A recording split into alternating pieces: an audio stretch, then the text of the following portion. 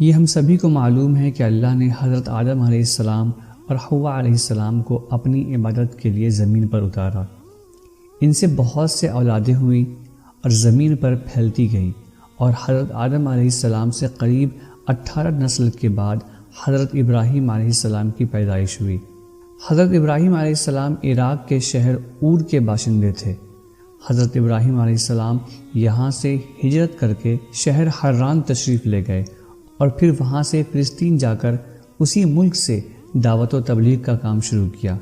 ایک بار آپ مصر تشریف لے گئے، وہاں کے بادشاہ نے آپ کی بیوی حضرت سارہ علیہ السلام کی کیفیت حسن جمال سنی تو ان کے بارے میں بدنیت ہو گیا اور اپنے دربار میں برے ارادے سے ان کو بلایا، لیکن اللہ نے حضرت سارہ علیہ السلام کی دعا کے نتیجے میں غیبی طور پر مدد فرمائی۔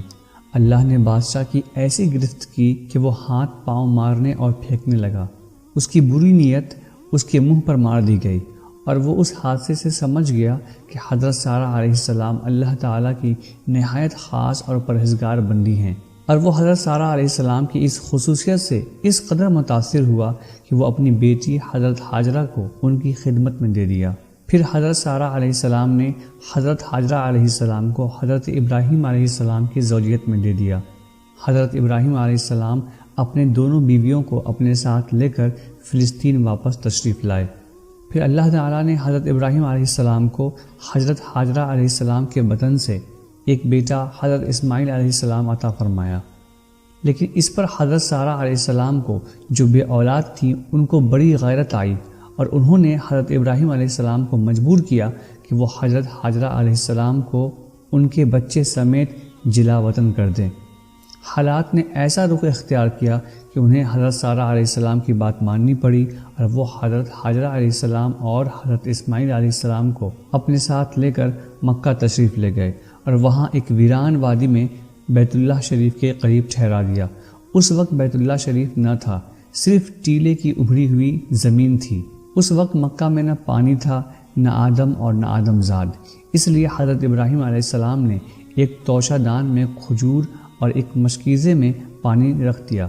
اس کے بعد فلسطین واپس چلے گئے، لیکن چند ہی دن میں کھجور اور پانی ختم ہو گیا اور سخت مشکل پیش آ گئی، مگر اس مشکل وقت پر اللہ کے فضل سے زمزم کا چشمہ پھوٹ پڑا۔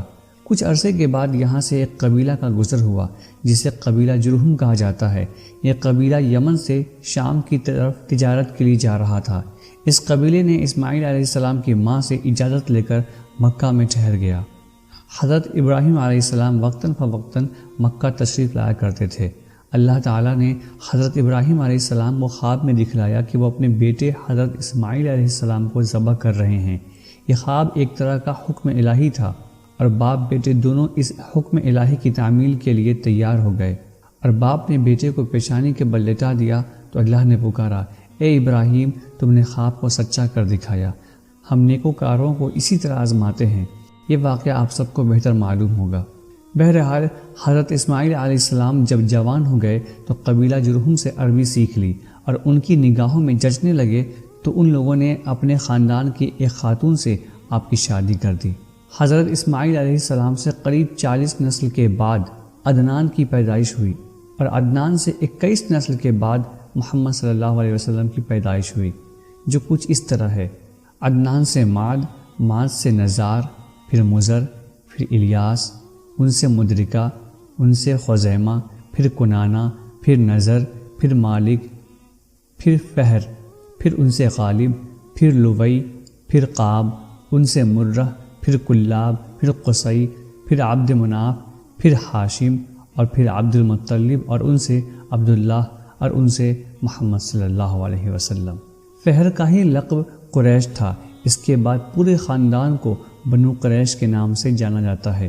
پھر بنو ہاشم کے بعد سے محمد صلی اللہ علیہ وسلم تک کے خاندانوں کو بنو ہاشم کے نام سے جانا جاتا ہے۔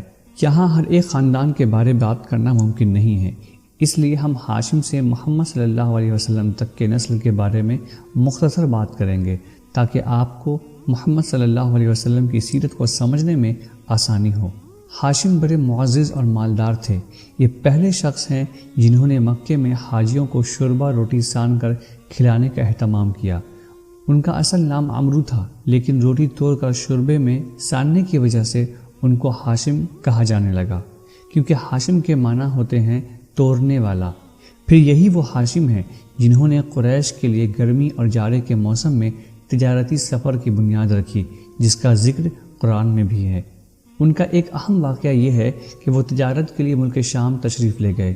راستے میں مدینہ پہنچے تو وہاں قبیلہ بنی نجار کی ایک خاتون سلمہ بنت عمرو سے شادی کر لی اور کچھ دن وہیں ٹھہرے رہے، اور پھر بیوی کو حالت حمل میں ہی چھوڑ کر ملک شام روانہ ہو گئے اور وہاں جا کر فلسطین کے شہر غزہ میں انتقال کر گئے۔ ادھر سلمہ کے بطن سے بچہ ہوا۔ چونکہ بچے کے سر کے بالوں میں سفیدی تھی، اس لیے سلمہ نے اس کا نام شیبہ رکھا اور مدینہ میں اپنے میکے کے ہی اندر اس کی پرورش کی۔ آگے چل کر یہی بچہ عبد المطلب کے نام سے مشہور ہوا۔ عرصے تک خاندان ہاشم کو اس بچے کے وجود کا علم نہ تھا۔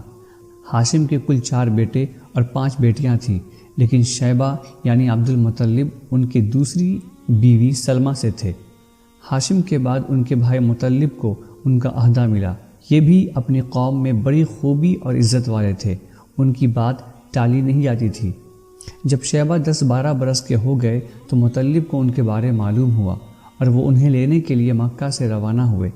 جب مدینہ کے قریب پہنچے اور اپنے بھتیجے پر نظر پڑی تو وہ بہت خوشی سے انہیں سینے سے لگا لیا اور اپنی سواری پر بیٹھا کر مکہ کے لیے روانہ ہو گئے، مگر ان کا بھتیجا شیبہ نے ماں کی اجازت کے بغیر جانے سے انکار کر دیا۔ اس لیے مطلب ان کی ماں سے اجازت لینے گئے، مگر ان کی ماں نے اجازت نہیں دی۔ آخر مطلب نے کہا، یہ اپنے والد کی حکومت اور اللہ کے حرم کی طرف جا رہے ہیں۔ اس پر ماں نے اجازت دے دی اور مطلب انہیں اپنے اونٹ پر بٹھا کر مکہ لے آئے۔ مکے والوں نے دیکھا تو کہا، یہ عبد المطلب ہے، یعنی مطلب کا غلام، اور یہیں سے ان کو عبد المطلب کہا جانے لگا۔ بہرحال مطلب نے کہا، نہیں، یہ میرا بھتیجا ہے، یعنی میرے بھائی ہاشم کا لڑکا ہے۔ پھر شیبہ یعنی عبد المطلب نے اپنے چاچا مطلب کے پاس پرورش پائی اور جوان ہوئے۔